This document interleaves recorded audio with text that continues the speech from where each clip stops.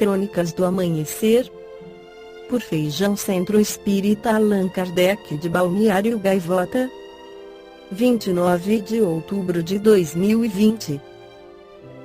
Dormir 8 horas ou mais diminui o risco de lesões durante esforço físico. Parte 1. A quantidade de sono por noite pode estar intimamente ligada a lesões em decorrência de esforços físicos. Ao menos é o que constatou um estudo realizado com 7.576 homens e mulheres das Forças de Operações Especiais do Exército Americano. De acordo com o levantamento, os soldados que não dormiram mais que 4 ou 5 horas por noite tiveram 2 vezes mais chances de relatar lesões, a exemplo de torções a problemas com hérnia de disco no período de 12 meses, do que aqueles que dormem 8 horas ou mais.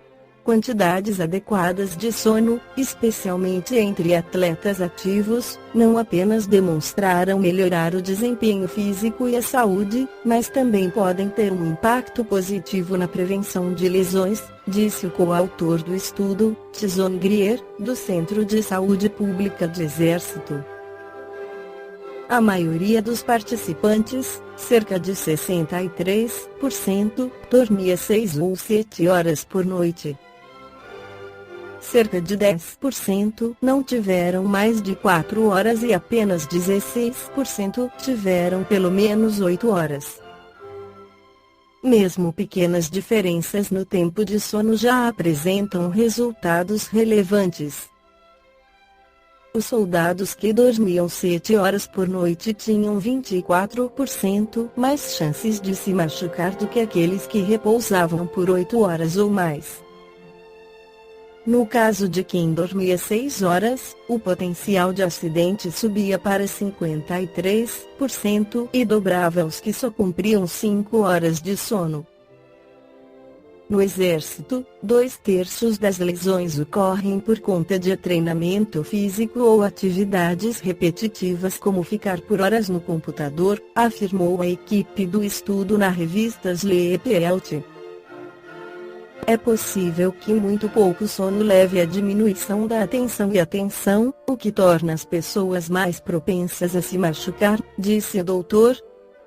Ou Wang, da Universidade da Califórnia, em São Francisco, que não esteve envolvido no estudo. Além disso, a perda de sono causa danos às células em vários órgãos, completou. Recuperar o sono pode ajudar a reverter esse dano celular. Em O Livro dos Espíritos, Allan Kardec esclarece sobre o assunto nas perguntas 400. O espírito encarnado permanece voluntariamente no envoltório corporal? E como perguntar se o prisioneiro está satisfeito sob as chaves? O espírito encarnado aspira incessantemente à libertação, e quanto mais grosseiro é o envoltório, mais deseja ver-se desembaraçado. 401. Durante o sono, a alma repousa como o corpo. Não, o espírito jamais fica inativo. Durante o sono, os liames que o unem ao corpo se afrouxam e o corpo não necessita do espírito. Então, ele percorre o espaço e entra em relação mais direta com os outros espíritos. 402. Como podemos julgar da liberdade do espírito durante o sono? Pelos sonhos. Sabei que, quando o corpo repousa, o espírito dispõe de mais faculdades que no estado de vigília. Tem a lembrança do passado e, às vezes, a previsão do futuro, adquire mais poder e pode entrar em comunicação com os outros espíritos, seja deste mundo, seja de outro.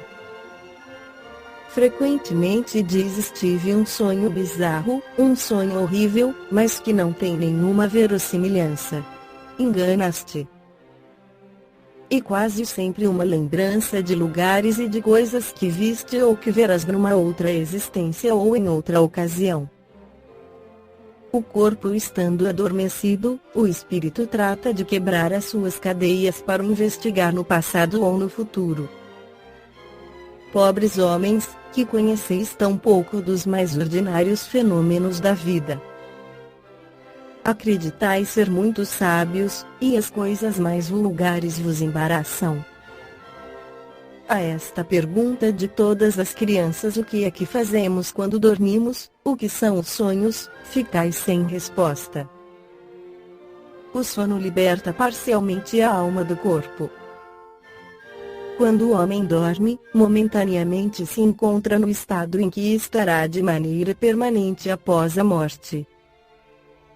Os espíritos que logo se desprendem da matéria, ao morrerem, tiveram sonhos inteligentes. Esses espíritos, quando dormem, procuram a sociedade dos que lhes são superiores, viajam, conversam e se instruem com eles, trabalham mesmo em obras que encontram concluídas, ao morrer. Destes fatos deveis aprender, uma vez mais, a não ter medo da morte, pois morreis todos os dias, segundo a expressão de um santo. Isto para os espíritos elevados, pois a massa dos homens que, com a morte, devem permanecer longas horas nessa perturbação, nessa incerteza de que vos tem falado, vão seja mundos inferiores à terra, onde antigas afeições os chamam, seja procura de prazeres talvez ainda mais baixos do que possuíam aqui, vão beber doutrinas ainda mais vis, mais ignóbeis, mais nocivas do que as que professavam entre vós. E o que engendra simpatia na terra não é outra coisa senão o fato de nos sentirmos, ao acordar, ligados pelo coração àqueles com quem acabamos de passar 8 ou 9 horas de felicidade ou de prazer. O que explica também as antipatias invencíveis é que sentimos, no fundo do coração, que essas pessoas têm uma consciência diversa da nossa, porque as conhecemos sem jamais as ter visto. E ainda o que explica a indiferença, pois não procuramos fazer novos amigos, quando sabemos ter os que nos amam e nos querem. Numa palavra, o sono influi mais do que pensais, sobre a nossa vida. Por efeito do sono, os espíritos encarnados estão sempre em relação com o mundo dos espíritos, e é isso que faz que os espíritos superiores consintam, sem muita repulsa, em encarnar-se entre vós. Deus quis que durante o seu contato com o vício pudessem eles retemperar-se na fonte do bem, para não falirem, eles que vinham instruir os outros. O sono é a porta que Deus lhes abriu para o contato com os seus amigos do céu, é o recreio após o trabalho, enquanto esperam o grande livramento, a libertação final que deve restituí-los ao seu verdadeiro meio. Esta foi a crônica do amanhecer de 29 de outubro de 2020. Por Feijão Centro Espírita Allan Kardec de Balneário Gaivota. Que a paz esteja com todos.